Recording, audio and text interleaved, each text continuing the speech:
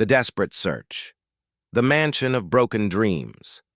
Victoria Sterling stood at the floor-to-ceiling windows of his penthouse office, watching the city lights blur through the rain. At 35, he had built an empire that spanned 3 continents, but tonight he felt utterly powerless. Behind him, scattered across his mahogany desk, lay 17 resignation letters from nannies who had lasted anywhere from 3 days to 2 months, caring for his twins. The intercom buzzed. "Mr. Sterling, Natasha Brooks is here for the exit interview," came James's steady voice. The butler had been with the family for over a decade, witnessing every triumph and tragedy. "Send her in," Victoria replied, not turning from the window.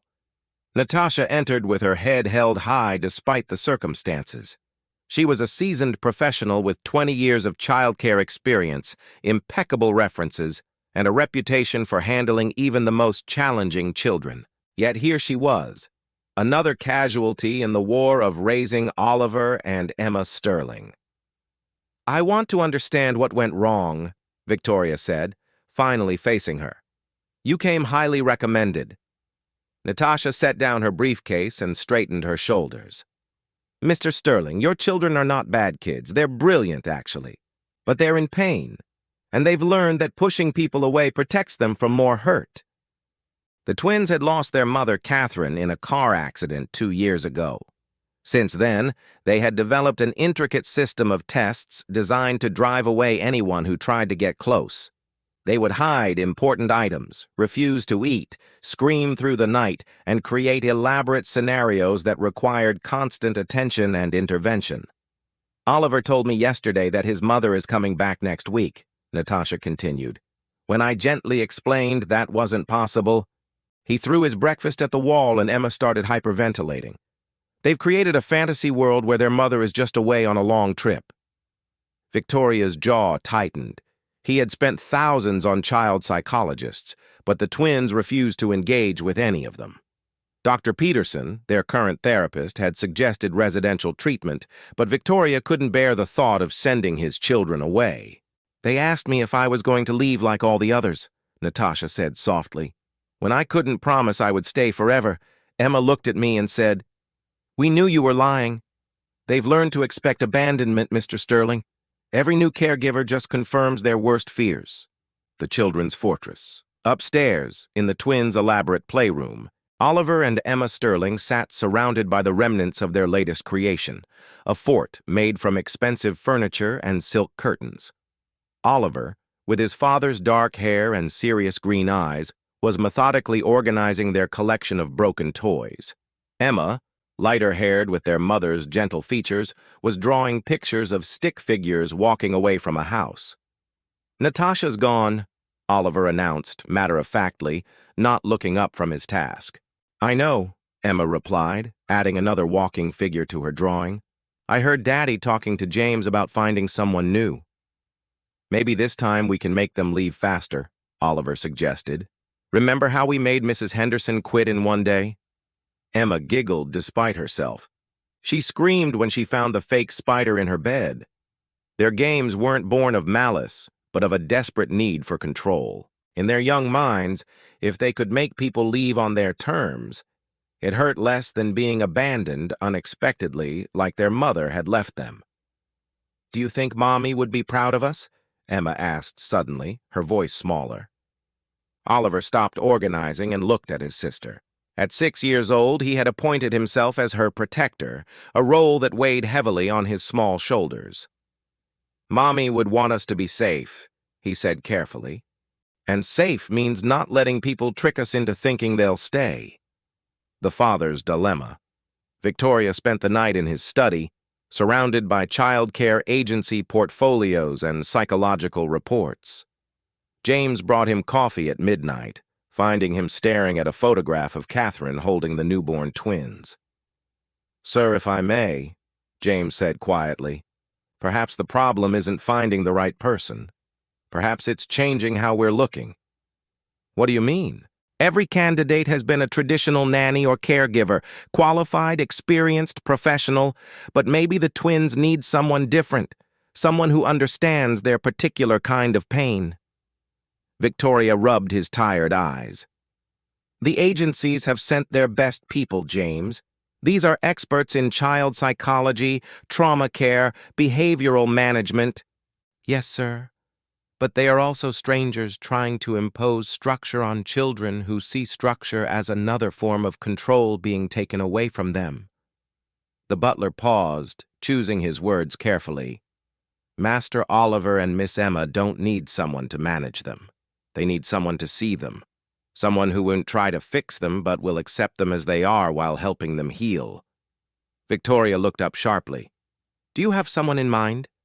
Not exactly, sir. But I think we need to look beyond traditional qualifications. Sometimes the most broken people are the ones who can best help others piece themselves back together. The breaking point. The next morning brought chaos. Victoria was in an important video conference with investors when James appeared in the doorway, his usually composed demeanor cracked with urgency. Sir, we have a situation. Victoria muted his call. What's wrong? The twins have barricaded themselves in the pantry. They've been in there for 3 hours and they're refusing to come out. They're demanding to speak to their mother. Victoria's heart sank. He excused himself from the meeting and followed James to the kitchen, where he could hear muffled sobbing from behind the pantry door. Oliver's voice came through clearly. We're not coming out until Mommy comes to get us. Tell her we're waiting. Oliver, Emma, it's Daddy. Please open the door. No. Emma's voice was thick with tears. You keep bringing strangers who say they care, but they always leave. We want Mommy. Victoria pressed his forehead against the door, feeling utterly defeated. His children were drowning in grief, and every attempt to help them only seemed to push them deeper underwater. We've been looking at this all wrong, he whispered to James. We need someone who isn't trying to replace their mother or fix their problems. We need someone who can sit in the dark with them until they're ready to find the light again. That evening, Victoria made a decision that would change everything. Instead of calling another agency, he posted a simple message on a community forum. 2 children need someone who understands that healing takes time, that love doesn't have requirements, and that sometimes the most important qualification is simply being willing to stay. He had no idea that across town, someone who had been searching for her own purpose would read those words, the unexpected solution, the unlikely candidate. Riley Chen read Victoria Sterling's post 3 times before closing her laptop. At 28, she had spent the last 5 years working various jobs while caring for her elderly grandmother, who had recently passed away. Riley's background was unconventional. She had studied art therapy but never finished her degree, worked at a children's crisis center for 2 years, and had spent time in foster care herself as a teenager. Most agencies wouldn't have given her a second look. No formal nanny training, no list of wealthy references, no pristine background. But something about Victoria's words resonated with her own experience of loss and healing. Riley lived in a small apartment filled with her grandmother's things and her own artwork, paintings that explored themes of family, loss, and resilience. Her grandmother had taught her that healing wasn't about forgetting pain, but learning to carry it with grace. Sometimes, her grandmother used to say, the people who have been broken are the ones who know how to help others put their pieces back together. Riley drafted a response to Victoria's post, not highlighting her credentials, but sharing her philosophy. Children don't need us to fix them. They need us to witness their experience and believe in their ability to heal in their own time and way. The interview. Victoria was intrigued enough by Riley's message to invite her for an interview. She arrived at the Sterling mansion wearing simple clothes and carrying a worn leather bag filled with art supplies instead of a professional briefcase. James answered the door and immediately noticed something different about this candidate. She didn't comment on the opulence of the surroundings or try to impress him with her qualifications. Instead, she asked quietly, "How are the children doing today?" "They're having a difficult morning," James admitted. "Master Oliver threw his breakfast, And Miss Emma has been asking for her mother. Riley nodded, understanding. Grief isn't linear. The hard days are just as important as the good ones. Victoria found Riley in his study, not sitting rigidly in the chair across from his desk, but standing by the window, looking out at the garden where children's toys lay scattered and abandoned. Tell me about your experience, Victoria said, settling behind his desk. Riley turned to face him. I don't have the experience you're probably looking for. I've never been a professional nanny or worked for wealthy families. But I've been where your children are. I lost my parents when I was 14 and went into foster care. I know what it feels like when adults keep trying to save you, when all you want is for someone to understand that you're not broken, just hurt. Victoria was taken aback by her honesty.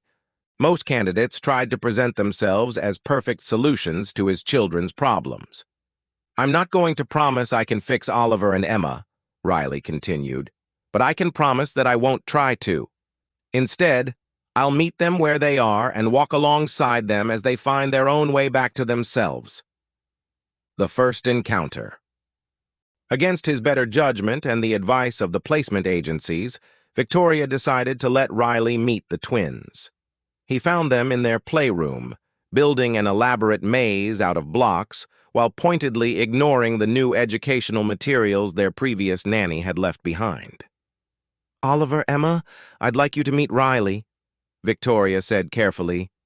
The twins looked up with the same suspicious expression they'd perfected over 17 previous introductions. Oliver immediately began his standard interrogation. Are you going to stay forever? Are you going to make us eat vegetables we don't like? Are you going to tell us our mommy isn't coming back? Riley sat down on the floor near them, but not close enough to invade their space. I don't know how long I'll stay, she said honestly. That depends on a lot of things. I like some vegetables and not others, just like you probably do. And I believe your mommy lives in your hearts forever, even though her body isn't here anymore. Emma stopped building and stared at Riley. No adult had ever given them such straight answers before. Do you have a mommy? Emma asked. I did. She died when I was not much older than you. I missed her so much it felt like my chest was full of broken glass. Oliver's defensive posture softened slightly. Does it still hurt? Sometimes, Riley said. But now when I think about her, the hurt is mixed with good memories. The hurt reminds me how much I loved her, and that love is still real even though she's gone. The twins exchanged glances, a silent communication that Victoria had witnessed countless times, but never understood. Want to see our fort? Emma asked, suddenly. Riley's face lit up. I would love to. The breakthrough. Over the following days, Riley did something no previous caregiver had attempted. She followed the children's lead. When they wanted to build elaborate structures out of furniture, she helped engineer them. When they played games where everyone disappeared, she participated without trying to change the narrative to something more positive. On her third day, she brought art supplies and set up a station in their playroom. I thought we could paint our feelings, she suggested. Sometimes it's easier to show how we feel inside rather than trying to find words. Oliver painted angry red swirls mixed with dark blues. Emma created a picture of a house with 3 figures outside and 1 figure floating in the sky surrounded by yellow light. Can you tell me about your paintings? Riley asked. Mine is about being mad and sad at the same time, Oliver said. Like when you want to scream and cry but you can't because you're the big brother? Emma pointed to her floating figure. That's Mommy watching us from heaven. She's happy there, but we're sad here, and sometimes I don't know if it's okay to be happy when she can't be happy with us. Riley nodded thoughtfully.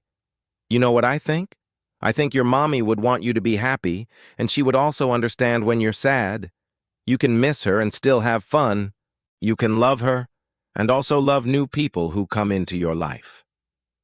That evening, Victoria found Riley cleaning paintbrushes in the kitchen while the twins slept peacefully upstairs for the first time in weeks. What did you do differently today?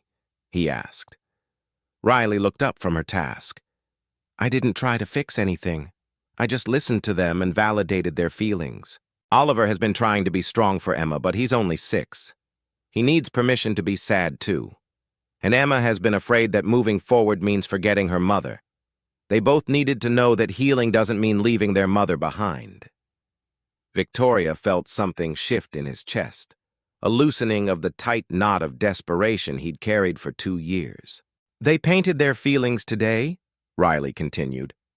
Tomorrow, I thought we might start painting their hopes. For the first time since Catherine's death, Victoria Sterling allowed himself to believe that his children might truly heal.